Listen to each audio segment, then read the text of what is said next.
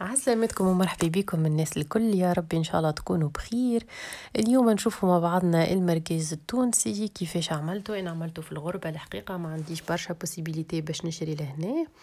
دونك نشوفوا مع بعضنا اليوم إن شاء الله، ما ننسى حتى ديتاي، نحاول نقولكم على كل شيء باش تجربوه وتتبنوه انتم زاده وتدعيوا لي. ما نطولش عليكم.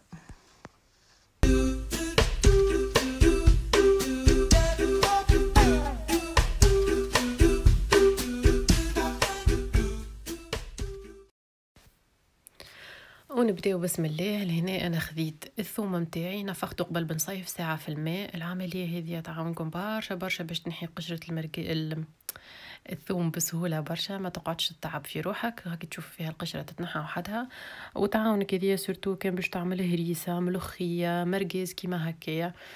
ما تقعدش تعبه برشا وانتي خالطه على القشور، القشره تخرج وحدها. قشرت المركز متاعي لهنا، نعطيكم الكونتيتي من بعديك قديش استعملت. الروسيت نعطيكم على الكيلو، تلقاها في اخر الفيديو مكتوبه، ونقول لكم عليها كي ينفع سورتو. على الكيلو اللحم قديش حطيت تفاح، وانتي من بعديك قد ما تحب تعمل اللحم قد ما تضرب الفاح في الكونتيتي متاعك. يعني انا باش نعطيك متاع كيلو، وانتي من بعديك تعمل 3 كيلو 4 كيلو 5 كيلو لحم، تبارك الله ما شاء الله، تعمل اللي تحب عليه، والفاح تضربه في الخمسة. لهنا انا باش نعمل 4 كيلو. دونك خديت من اللول الروز هذاك اللي تشوفوا فيه اللحم معجل، وخديت كيلو لحم بقري، والاحمر هذاك الفوقاني بالكل اللحم علوش. نعرف برشا ناس يعملوا كان اللحم بقري صافي، انا الحقيقه نحبه مخلط، خاطر انا في اصل الدنيا ما ناكلش اللحم العلوش، والمرقاز يجيني فرصه باهيه باش ناكله. دونك على الكيلو اللحم لهنا باش نحط انا راس ثوم. لو كان في تونس تحطوا راس ثوم، لو كان في الخارج تعرف الثوم تاعكم قوي تعمل شطر. دونك مغرفه ملح صغيره مكومه، يعني كي نقول مغرفه ملح صغيره يعني مكومه مش شويه. زوز مغارف كركم، هاكا تشوفوا فيها انا نحط 4 مرات، يعني بالزوز بالزوز. زوز مغارف مكومين صغار فلفل احمر، فلفل احمر شايح ولا فلفل زينه كل واحد شنو يسميه، مش حار برشا متاعي هذا. وزوز مغارف فاح بقري، مغرفه متاعي صغيره راهو. فاح بقري، الفاح بقري هذه تنجم تعوضوا بالتابل، خاطر هو الباز متاعو تابل، نحنا نعملوه في نابل. وتزيد عليهم مغرفه صغيره نعناع، مغرفه مكومه كما تشوفوا فيها، حطيت هاكم 4 اكوام. تجي البسباس من بعديك اللي يعطي التهرويشه والبنه، تعملوا كان تحب مرحي، انا لهنا عملته مهروج مكسر معناها. وتنجم تزيد فيه حب، يعني بسباس كعبات حب، باش كي تجي باش كي تاكلها تتبننها. حطيت شويه فلفل اكحل، لو اني فلفل اكحل ما نحبوش ياسر، معناها يظهر لي ما يفوحش ياسر، اما لو كان تحب تحط انا جست حطيت على الجو. وعلى الكيلو تحط مغرفه هريسه عربي ومغرفه هريسه حكوك عادي. تنجم انتي تعملها الكل هريسه عربي، تنجم تكثر لو كان تحب حار، اللي تحب. انا نعطيك انا شنو عملت، ولا شنو نعرف ماماتي وجدتي والعائله الكل تعمل في نابل، وانتي يعمل كيما تحب وكيما تشوفوا. دونك حطيت لفاح متاعي هذا كل، وصبيت له فنجان صغير متاع ماء. فنجان الماء الصغير لهنا لازم، على خاطر الفاح يدخل في اللحم كان بالماء. لو كان ما تحطلوش الماء يقعد يتعبك باش يدخل فيه الفاح ويقعد ماهوش بنين. كيما شفتوني انا حضرت الفاح متاعي الكل، حطيته قدامي على جنب بس باش ما ننسى حتى شيء. وفي الاخر نسيت مغرفه زيت زيتونه صغيره ما حطيتهاش، دونك لحقتها من بعد. دونك على الكيلو حطيت مغرفه صغيره زيت زيتونه باش تعاوننا باش المرقاز يتعدى في الماكينه، ما يقطعنيش المصران وتبدا سهله علينا العمليه. دونك فوحته انا الكل، حركته مليح حتى تدخل فيه الفاح. وخذيت شويه تونه منه، كعبه كفته صغيره يعني، باش نحطها ونحضرها ونطيبها. على خاطر لهنا الحاجه الوحيده اللي نجم نعرف بها اللي الطعم والفاح بنين ولا فاح وفي حق ولا، هو اني نجرب توا ناخذ شويه تونه نطيبها ونذوقها. كان عجبتني ما عجبتنيش نولي نزيد نصلح الملح، نزيد الهريسه، كل واحد واش يحب. خير من اللي تعملوا الكل ومن بعديك تفيق اللي المطعم تاعو مش بنين ولا الطعم تاعو مش كيما انت حبيتها. دونك خليتها طابت، ذقتها انا لهنا عجبتني، قد ذقت سورتو على الملح. ومن بعديك خديت الماكينه متاعي لهنا. الماكينه هذه الى ما هزوهالكش في الزهاز برا ارجع طالبهم بها وقول لهم جيبوها لي، على خاطر الماكينه دي تستحقها في كل شيء. ماناش باش نحطوا فيها الموس متاعها، وماناش باش نحطوا الشبكه هذوكم اللي شفتوهم، ماناش باش نستعملهم، خاطر احنا جست باش نحتاجوها باش ندقوا المرقاز، يعني باش نحطوا اللحم في المصران. الماكينه هذه تلقاوها بارتو، تنجم تشريها حتى اونليني. اما القمع هذايا شريته من تونس ويظهر لي ما تلقاه كان في تونس، الله اعلم. ركبت الماكينه متاعي لهنا في الطاوله وحطيت لها شويه تونه زيت في حلقه في قلب الماكينه باش تدور من الاول بالكدا. جبت اللحم مفروم متاعي وجبت المصران هذاك انا شريته حاضر خاطر نعمل في المركز البرا من العيد الكبير لهنا. دونك خديته حاضر يبدا رزمه هكايا ولا شكه نوريهولكم. ونحاول نحل المصران لهنا، واصعب حاجه يظهر لي هي حلين المصران. هذا هو المصران منظره كيفاش شريته من عند الجزار التونسي، نظيف مملح، يستعمله هو بيدو باش يدق به المركز. تلقاه انتي عنده تقول له اعطيني باش نعمل 4 كيلو مركز 6 كيلو مركز، يعرف هو قداش يعطيك. دونك نحل المصران ونحطها في القمع ونبدا ندز فيها باش تدخل لو ماكسيموم، ونحاول ندخل اكبر كونتيتي. لو كان وحلت وحسيت هي بيست وما حبيتش تدخل تنجم تخرج شويه تونا مركز كيما تشوفوا فيها هكيكا، خاطر باش يخلي المصرانه تدخل اسرع واسهل. بيان سور ندخلها الكل ليكا ولا نحاول ندخلها الكل، ومن بعديكا نبدا ندق في المركز، يعني نبدا ندور في الماكينه واللحم خارج ويدخل في المركز. لهنا باش نوسعوا بالنا معاها، نعرف المرحله هذه صعيبه شويه. وتويكا باش نبدا يد تدور المركز ويد تشد المصران باش ما يهربش، باش تجي المركز ماهيش مرخوفه، يعني ماهيش معيبه برشا وما تعبيوهاش برشا زاده اللي من بعديك تولي تترشق. دونك حاجه في الوسط. انتي لهنا لو كان عندك شكون ينجم يعاونك ويدور معاك تكون احسن حاجه، باش واحد يدور وواحد يتلهى بالمصران وقديش معبي. من بعديك تدق وتكملها الكل ليكا. خذ راحتك لهنا وما تزربش، المركز هو مرة في العام دونك ماذا بيك تعمل عليه جو. تعمل دبة دبة ما فيها باس، ما تخافش منه لمحالة. كما قلنا ما ندقوهش معبي برشا يعني تبدا مكبوسة ياسر، والا مرخوف برشا يعني كيف بعديك تولي صغيرة كعبة المركز. ندقوه بطريقة معقولة خاطر بعديك باش نعقدوه، يعني نخليه فيه شوية هواء مرخوف شوية. لهنا برشا ناس يتسائلوا يقولك كيف المصران متاعي ما تدخلش الكل، شنو نعمل نقصها؟ الحقيقة انا ما نقصهاش، تنجم تقصها انتي كان حبيت تسهل على روحك. انا نحبها تبدا طويلة خاطر تسهل لي كي باش نعقد من بعد. دونك نعمل البارتي ولا نعبي البارتي اللي دخلت، ومن بعديك ناخذ الشيرة الثانية متاع المصران ونعاود نحطها ونعاود نعبيها حتى يكشي لين يوصل للبارتي اللي ديجا فيها اللحم. يعني مرة نعبيها من اليمين ومرة نعبيها من اليسار، وهكيك ما نقعدش خاسره المصران متاعي من الجناب. المصران كي نعقدوه نخليو شويه تونه فارغ من الشفات على خاطر كيما قلنا باش نعقدو، دونك فما شويه مركز باش يمشي على الجناب، ماذا بينا نخليو له بلاصه. لهنا كملت دقيت المركز متاعي الكل وحطيته في السحفه هذه. دونك باش ناخذ بالوحده توا ونحاول نعقدهم باش نجم ننشرهم على الشريطه ويوليو مركزات. دونك باش نمشي مع بعضنا بالخطوه باش ناخذوا المصرانه كامله ونحاولوا نقسموها على 2، يعني نجيو في الوسط قد وننزلوا شويه بيدينا نحطوا شفات قد ولا نحاولوا على الاقل.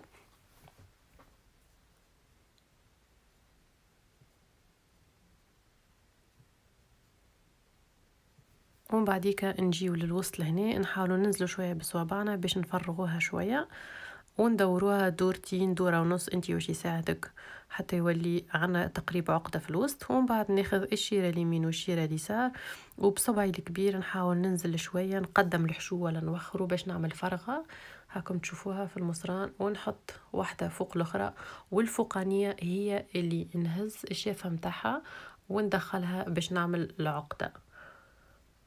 لهنا تعقدت فيسا حبيت نوريها لكم تنعاود واحدة اخرى باش نشوفوها مع بعضنا.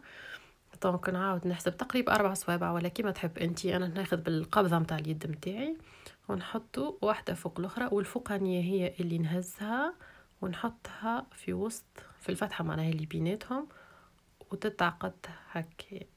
فوالا دونك ماهيش صعيبه برشا، نجمو نعملو هكيكا حتى يكشي نكملو المركز. لو كان تعرف روحك المركز نتاعك ماكش باش يتفلق لك كيما هكا تنجم تجبدها ديريكت، يعني ما تقعدش تدخل فيها.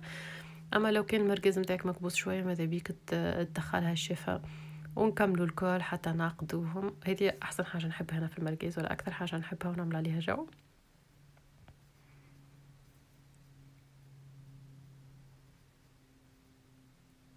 كملنا المركز نتاعنا في الاخر نجمو نعقدوه، يقعد لنا طرف مصران هذاك اللي خليناه باش نعقدوه. لهنا خذيت مساك عادي، خاطر باش ناخذ المصران نتاعنا والمرقاز نتاعنا وباش ننقبوه وباش نخليو الماء اللي حطيناه وحنا نفوحو كان تتفكروه، باش نعلقوا المرقاز ونخليو الماء هذاك يهبط بشويه بشويه والمرقاز نتاعنا يتنفس من النقب هذوكم. ما تنقبوهاش للاخر حتى تتقطع المرقازه ولا حتى تعقب الشيره الاخرى، ابين جوست براس المساك. مرقزتي لهنا حضروا، صبيت عليهم شويه تونه ماء غسلتهم هما في الكسكاس هذاك، وجبت ساشلانج لهنا باش ننشر عليهم. ساشلانج هذايا نستعملو انا ننشر عليه المرقاز، ننشر عليه القديد. تحفون خديته من ايكيا يمكن 4 اورو حاجه هكا، يعني ما يقلق، شويه سكر ما يخوش حتى الطرف سباس. دونك ننشر عليه المرقاز نتاعي، نشرت حتى 5 كيلو عليه، ما تقلقش يعني هزهم الكل. وباش نخلي المرقاز نتاعي لهنا يشيح، مش باش يشيح على الاخر، اما احنا نقولوا يتشرمد، يعني يتكبس شويه، ما عادش يولي يتلصق من برا، يسيب الماء نتاعو هذاك اللي حطيناه.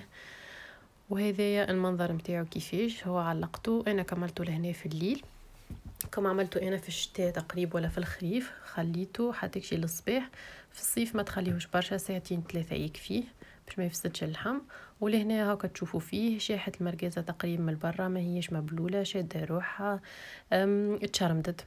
دونك يكمل شاح، هبطته انا الكل، حطيته في الطبق نتاعو وباش نحطه في الكونجيلاتور لهنا. انا مش باش نشيح هذا، باش نشيح بارتي صغيره تشوفوها مع بعضنا. وهذه الكل باش نخبيه. دونك هبطوا الكل مع بعضه، خديت السكينه نتاعي العقد اللي عملناهم قبل، حليتهم تقريبا، خديت لي ساك دو كونجيلاسيون، حليت العقد هذوكم بالسكينه ولا بالمقص انت واش يساعدك، وحطيتهم انت والكونتيتي نتاعك، تعرف عائلتك قداش تستحق. احنا مانيش برشا، احنا 3 من الناس، دونك ما نحتاجوش ياسر. وكل مره وكل ساشي هي مونه، كل ساشي نطيب بها مره. دونك لفيتهم مليح، حطيتهم واقفين بحذا بعضهم، ونحبوا يبدا منظره مزيان. انا حتى كيف نحل الكونجيلاتور ونشوفه نفرح ونحس بالفخر اللي انا عملته، خاطر جربت برشا انواع من المركز لهنا، يبدا بكله كولورون ولا بكله شحم ولا مطعم علوش فيه موجبنين. دونك هكايا نبدا انا فرحانه ونعرف شنو فيه. دونك كملتهم الكل ليكا حتى يكشي اخر واحده. واخر واحده هذه قررت مانيش باش نحطها في كونجيلاتور، وانما باش نعملها مركز شايح مرقد في الزيت كيما نعملوا القديد. دونك رجعتها على السيشلانج وغطيتها بموسلين لهنا، وحطيت الشكيك القرارز هذوكم باش الموسلين سامحني موستيكير ما تمسش في المركزه، وخليتهم يشيحوا، خليتهم جمعه من زمان. انا ماماكي قلت لها خليتهم جمعه، قعدت تضحك عليا، هو الحقيقه صحيح 4 ايام يكفيه. لهنا شاح برشا، ما انا اول مره نجربه، دونك اول مره نجربه وحدي يعني، دونك خفت لها ما يتعملش بالكدا، اون بليس الجو نتاع تونس والطقس مش كيما لهنا. دونك وليت خليته بزيت، اما ماذا بيكم ما تخليوهش يقعد طري شويه، اما شايح تقريبا يعني، ما يقعدش كيما نتاعي يعني يتكسر وجويد اللي ما عادش فيه. انتم خليوه 4 ايام يكفي. دونك خديتهم الكعبات نتاعي وحليتهم بالمقص، دونك كل واحده وحدها، ومن بعد خديت بابي ومسحتهم، فماشي غبره فماشي حاجه جات فيهم، على خاطر باش نخبيهم ورقدهم في الزيت. هي شهيوة الحقيقة، انتم ما كان تحبوا ولا شاهين المركز المرقد تجمعوا تعملوه كيما تشوفوا فيه، سهل ومتوفر في كل تقريبا في كل دار. فما ناس عندهم ماكينه اللي بالضوء واللي يدق المركز، دونك اسرع. انا ما نخيرهاش على خاطر تفلق لي المصران، دونك نبدا بشويه بشويه. نبدا عارفه المصران نتاعي مش باش يتفلق ومانيش باش نعبيه مكبوس برشا. دونك نكمل نرصهم المرقزات نتاعي لهنا ونرصصهم ونغطيهم من بعديك بالزيت اللي تحب عليه. انا لهنا خديت زيت التورنسول، زيت القطانيه ولا اللي تحب انتي. فما ناس يعملوه بزيت زيتونه، كل واحد وشنو يحب. سكرته لهنا وخبيته لهنا يقعد يصبر عام كامل ما يتقلقش جمله. كملت حبيته بيان سور من بعد ما خليتهمش كابتين وكابا يشطحوا في الصحفه في الحكه. ومن بعد كان نهار اللي باش تحتاج باش تخرج منه باش طيب بيه، تخرجهم. ماذا بيك ما تغطسش فيه يدك ولا حاجه، الزيت نتاعنا ماذا بيه يقعد ديما نظيف ديما، خاطر باش يصبر لنا. ومن بعد خرجتهم الكعبات نتاعي واستعملتهم، طيبت بيهم. كان تحب تشوفوني شنو طيبت بيهم يطلع لكم الفيديو، والا تلقاوه اللوطه تحت الفيديو هذايا اللين نتاعو. نجيو للريسيت نتاعنا. على الكيلو لحم حطينا راس ثوم مرحي، لو كان الثوم تاعك ريحته قويه حط نص راس ثوم، مغرفه صغيره مكومه معبيه ملح، 2 مغارف صغار كركم، 2 مغارف صغار فلفل احمر مرحي، زوز تابل والا فح بقري انت وشنو اللي عندك، والنعناع شايح مغرفة صغيرة، زوز بسباس، زوز هريسة عربي ولا حكة، تنجم تكثر الهريسة كان تحب تحط حتى 3، ومغرفة صغيرة زيت زيتونة، وربع فنجان ماء باش يدخل الفاح في اللحم. وصحة وبالشفاء ليكم يا ربي، ان شاء الله تجربوها، ان شاء الله تتشجعوا تجربوا المرقيز في الغربة، ماهوش صعيب برشا كيما شفتوا. الماكينة كيما قلت لكم لو كان ما عندكش تنجم تشتريها لهنا، موجودة بختو، والا تجيبها معاك من تونس. اللفاح متاعنا موجود، المصران من عند الجزار. تحب تعملها حتى من غير مصران تنجم، كانك شاهي المرقيز واللفاح متاع المرقيز. وصحة ليكم وربي معكم.